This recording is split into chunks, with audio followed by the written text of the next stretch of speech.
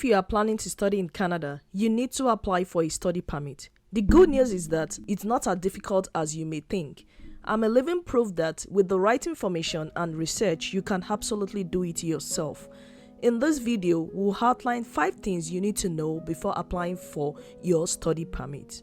These 5 things are sometimes overlooked, but if you pay attention to this information I'm about to share, you will take the guesswork out of your application and be more confident about a positive outcome from your study permit application. Welcome back to the channel, guys. My name is Roselyn. I'm a Nigerian YouTuber passionate about sharing immigration tips to prospective and current international students in Canada. It will mean a lot to me if you click the like button to help promote our content. What is a study permit? Well, according to Canada Immigrations, the study permit is a document that allows foreign nationals to study at designated learning institutes, popularly known as DLIs, in Canada. If you are planning to study in Canada, here are 5 things to consider before you submit your study permit application. Number 1, strong ties to your home country. It's important to note that even though you can stay permanently in Canada after you finish your studies, like I did, the visa officer still needs you to prove that you'll be returning to your home country after your studies. You can prove home ties in 3 major ways. Number 1, family ties to your home country. Do you have strong ties to your home country, such as family members, friends, or significant others who are living there? Write it in your letter of explanation. As a single applicant, I proved family ties by including the names, pictures, work IDs, birth certificate, and marriage certificate of my parents and siblings. I also wrote that they were cheering me on and looking forward to my return. If you are married, your husband, parents, and siblings are strong family ties. If you have kids, it's even better. Just make sure you state how they will be cared for while you are away. If you don't have immediate family members residing back home, the other 2 categories of ties can help you prove strong home ties to your country, economic ties to your home country. You can prove economic ties to your home country by providing documentation of a current employment that you will get back to after completing your studies. Examples of this kind of documents are study leave document that is usually issued by employer. It has to be signed and dated, like details of when you are going to return and how long the leave is going to take must match the duration of your study. The second document that you can use to prove economic tie to your home country is business incorporation papers or licenses if you own a business back home.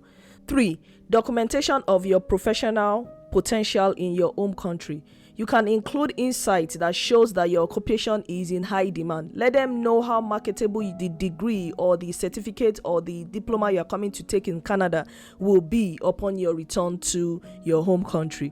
Then number 4 is a letter from a potential employer. The third category of ties is what I have referred to as physical ties to your home country. Most importantly, properties. You can prove physical ties to your country by providing proof of ownership of real estate property or any valuable tangible property. You can also add a property value assessment. Another way to prove physical ties is via responsibilities, e.g. if you are caring for your parents or your children, or you are a community leader, maybe you are a pastor. As a family-oriented nation, I think family ties to your home country holds more value, so it is important to show the visa officers you have immediate family members you plan to return to after your study.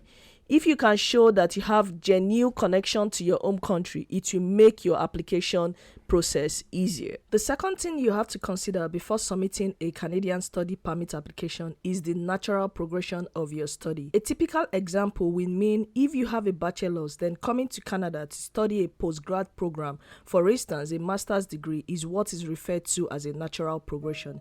In simple terms, if you have a BSc, then you can come in to do masters. If you have a master's degree, then you can come in to do a PhD. You can't have a master's and apply to come and study BSc in Canada. But the truth is that there are exceptions to this though, and you can always state a genuine reason why you would want to do a program lower than your highest education qualification. Connection between your previous study and the one you plan to study in Canada. When choosing a course, make sure it is the right fit for your skills and interest. You must be able to demonstrate that your previous education and current employment are relevant to the program you want to study in Canada. In your letter of explanation, state your education or work background and give reasons why you think the course is a good fit for you in terms of your career goals. Your financial sponsor. A sponsor is anyone that will be financially responsible for paying your tuition and living expenses after you arrive in Canada. If you apply for a study permit as an international student, you will need to also provide evidence of financial stability. 3 things are important when it comes to who can sponsor your education. Number 1, what is the relationship with your sponsor? Basically, anyone can be your sponsor as far as you can show the Canadian Immigration Service why the person is interested in taking up such a huge financial responsibility. If you are a self-sponsor, it's easier to show that you are sending yourself to school for greater career prospect. For parent-sponsor students, because our parents are technically responsible for our care, visa officers can see why they will sponsor you. A non-relative can sponsor you, but it reduces your visa chances except you can prove previous financial investment on you. What is the reason for sponsoring you?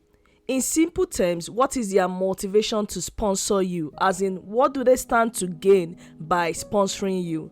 For non-immediate family members or other financial sponsors, you have to let the visa officer know why they chose to sponsor you. What do they get in return?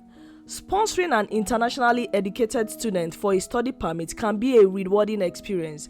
There are many reasons why sponsors may want to be responsible for international student education, but some of the most common reasons include contributing to the foreign exchange of knowledge and culture. For instance, if you are being sponsored to learn a new skill that can be applied to the sponsor's business upon completion of your studies, or maybe the sponsor wants to make a difference in someone's life, for instance, offering financial scholarship to bright but financially challenged students. The third important thing about financial sponsorship is to make sure that the document you submit to show proof of fund has enough funds available to take care of your living expenses, your tuition, and your return transportation. If you want to know the list of documents I submitted, you can check out this video. I'll put the link in the description below as well. Also, make sure the source of funds are genuine and can be traced. Your family ties in Canada. If you have uncles and aunties in Canada, as a general rule of thumb, I will leave them out of your study permit application by all means possible, even if you plan to live with them while you are studying, except if they are your financial sponsors, because they are technically not your immediate family members. This is so that you don't get rejected for significant ties to Canada. See you in the next video, guys. Bye for now.